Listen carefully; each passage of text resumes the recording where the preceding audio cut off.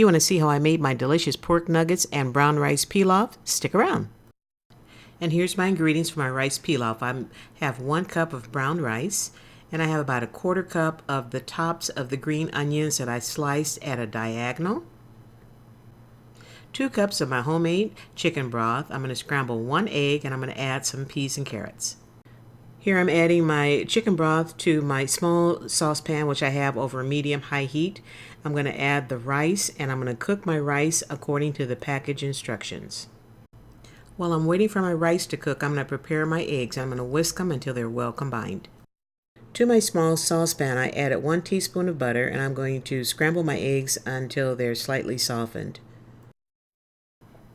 I'm going to remove my eggs from the pan, and I'm going to set them aside until I'm ready to use them. My rice pilaf is coming along just fine, and as you can see, I still have quite a bit of liquid in my pan, and this is when I'm going to add the green onions, and that's going to impart a layer of oniony flavor without overpowering it with onion flavor. And stir it up until it's well incorporated. I'm probably going to give it a quick taste here. And oh yeah, it's perfect. It's absolutely perfect. So I'm going to cover it up with a lid, and I reduce the heat from medium high to medium low, and I will continue to cook until all the liquid has cooked out and the rice is tender and fluffy. Okay, checking on my rice to see where we are, and I can see that there's still a tiny bit of liquid in the bottom there, which is okay, because this is the point where I want to add my peas and carrots. And I'm just going to add those. The peas and carrots are already done, so I just need to warm them through. I'm going to add them to my rice, stir them up, and continue cooking with the lid on until all the liquid has totally evaporated. Yes, I did give it a little taste here. You didn't see it, but I did get me some, and it's fabulous. Cover it up, and I'm going to continue cooking, and I'll check on it in a bit. Okay, once all the liquid evaporated from my rice, I added my scrambled eggs. I'm not going to mix them up until I'm ready to serve it, because I don't want to, I don't want to cook my eggs any further than where they are right now. And here's the star of the show. I have a pork loin that I cut up into bite-sized pieces. And what I'm going to do, I'm going to use my stainless steel meat tenderizer. I'm going to use this side here because it has 2 sides, a smooth side and this side. And I'm going to pound out my pork loin into thin disc, and that will help tenderize the meat. And here's what I'm doing here. I'm heating it one side, and here's another piece. Just give it a good whack, remove the extra fat, discard it, and give it a whack on the other side. See how thin that is? And that's going to make it so nice and tender. And trust me, I didn't do these one at a time. I'm doing this so you guys can see the process. And after I got off camera, I grabbed a handful, gave it a quick whack, and it was done. Boom. So see, now you see how I'm tenderizing it. All right, you got the idea. On to the next step. I got all my pork loin smashed up, and to that I added 2 teaspoons of ranch dressing, and I'm going to give it a good splash of sriracha hot sauce. Now you can totally omit the sriracha hot sauce if you wish, if you have little ones and you don't want it too spicy, but just flavor it up to your taste. And then I'm going to mix it all together until all the pieces of pork are well coated with the mixture. My pork is going in the fridge while I prepare my breading station and my oil for frying. Before I fry up my pork nuggets, I'm going to put together a quick spicy dipping sauce. And yes, I'm going to use a shortcut here. I'm going to be starting off with sweet chili sauce, and I'm going to be using gochujang, which is a sweet chili paste.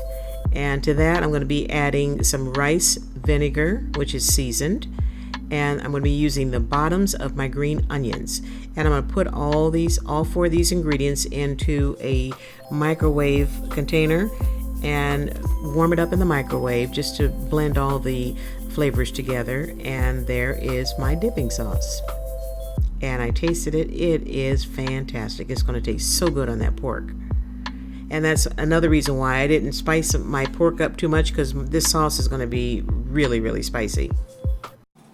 Okay, to my bowl I have 1/2 cup of flour and 1/2 cup of cornstarch.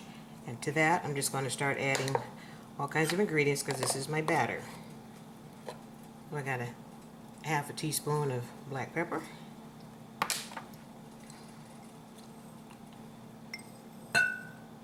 Half a teaspoon of Aleppo pepper.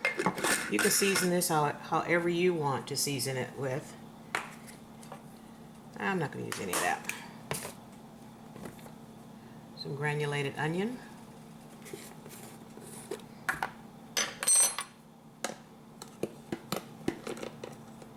Teaspoon.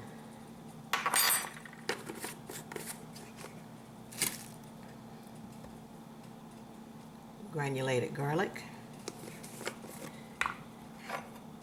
1/2 teaspoon.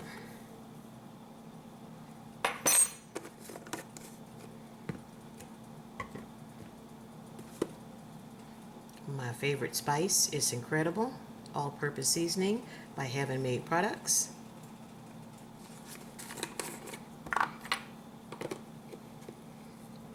Teaspoon of that.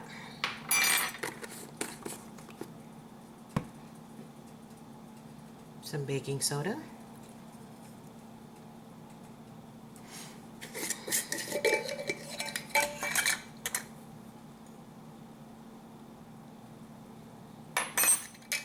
About 1/4 teaspoon. And to stay in line with my sauce, I'm going to add about a 1/2 teaspoon of this hot chili sauce.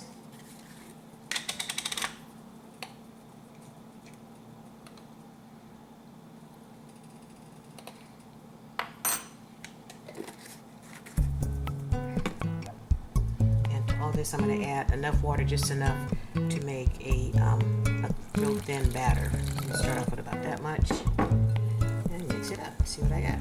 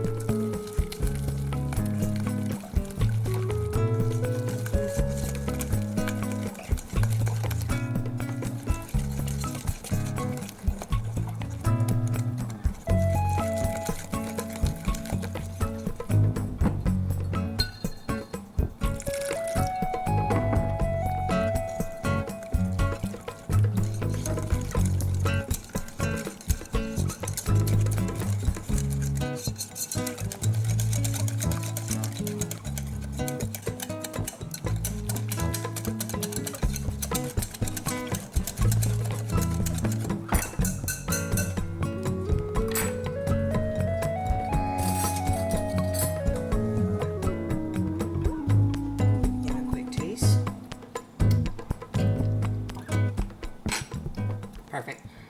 And here's my dry ingredients. I started off with some panko breadcrumbs. I have some Aleppo pepper right here, some black pepper, my It's Incredible all-purpose seasoning, and that is about 2 tablespoons of cornstarch.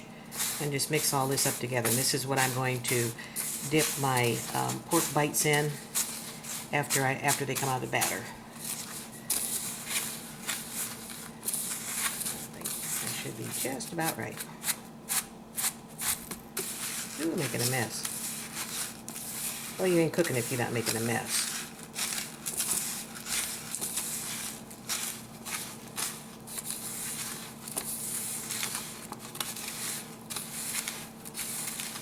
That should be good to go.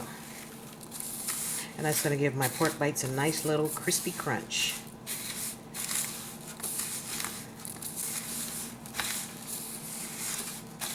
Again, I didn't add any sodium in there other than what was already in the spices.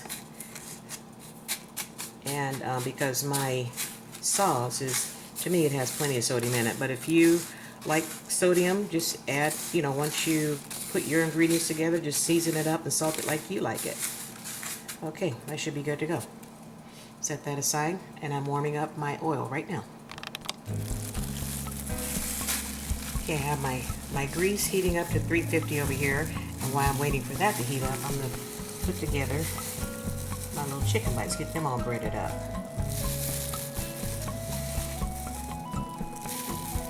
almost impossible to shake off any excess, so just don't worry about it. Just put them all in there and get them coated.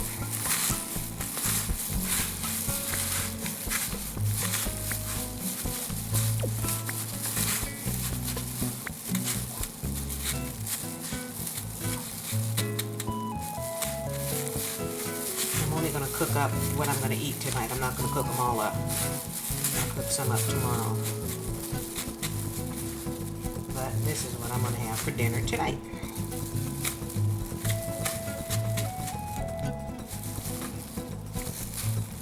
And lay them out on a wire rack that way they can dry out just a tad bit before I put them in the grease, and they'll cook up nice and crispy and hopefully golden brown.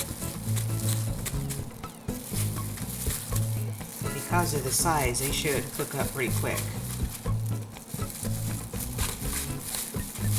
This is pork, so you want it to get done.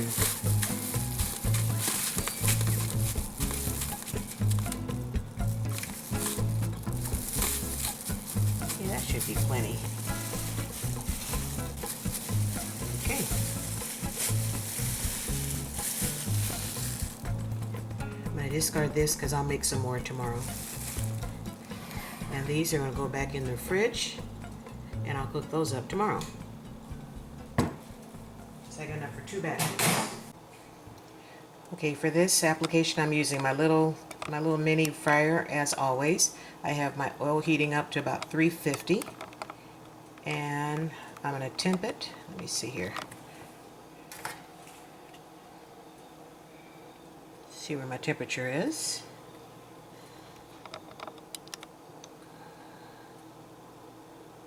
Looks like I'm just about, well, I'm there. It's over 350, so let me turn that down a little bit. And let's get these bad boys in there. And these should all fit in there because they're not that big. And I'm not worried about overcrowding my pan and dropping my temperature of my oil because these are going to cook so quick. No big deal.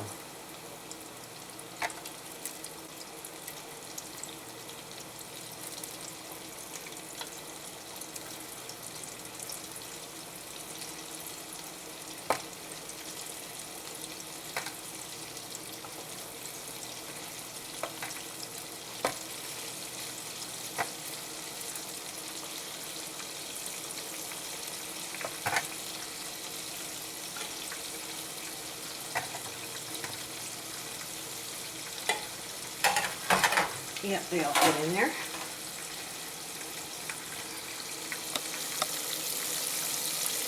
Everybody's in the hot tub. Yeah, I think it's going to take it probably about 5 or 6 minutes to cook. And here we are, the finished product. Crispy, crunchy, golden, delicious pork nuggets. Now you can use this same process for making chicken nuggets, which is what I do when I make chicken nuggets. The only thing that I might change up, I might change up the flavor profile. If I, sometimes I might want them hot and spicy. Sometimes I just might want them, just to season them up where they're not spicy. So, the choice is yours. Make it yours. Use your favorite type of seasonings, and just make sure that you have your meat where it's bite size, and it'll, uniform sizes, so everything will fry up the same. And I'm telling you, this is a great recipe. It really is. You're going to love it. Come football time, oh wow, you're going to be making batches of these, I promise. All right, so let me take a minute and get everything all plated up, and I'll meet you back here for the crunch test. Oh, and here I'm temping them to make sure everything is done inside, and you can see the internal temperature is more than enough. So this is pork, and I want to make sure everything is done. Okay, so I'll meet you back here in a second. Yeah, I had to taste it. Come on now. And it is delish. I got half my pork nuggets in a bowl, and I'm going to sauce up half of them, and the other half I'm going to leave unsauced. That way, if I don't eat them all, they're not going to get soggy on me with the sauce on them. And when I go to reheat them, I just pop them in the oven for 5-10 minutes or so, and they're just as crispy as the day that I made them. So that's why I'm not saucing all of them. Now let's get everything all plated up. I already got my rice pilaf on there.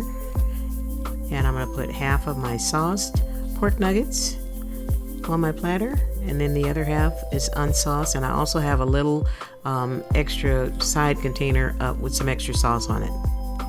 And I'm going to hit them with a little sprinkle of toasted sesame seeds to complete my look. Yeah, it's a visual thing. And then I'm going to put the unsauced ones on my platter, and I'm good to go.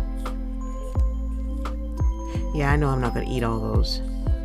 I know it. I already know. Looks good, doesn't it? Okay, and you know what time it is. And here's my finished platter, and doesn't it look delicious? And this is also a sneak preview of a mukbang that I uploaded a couple of days ago, and I'll post the link in the iCard above. And here is your little bite, and I want you to check out the crunch.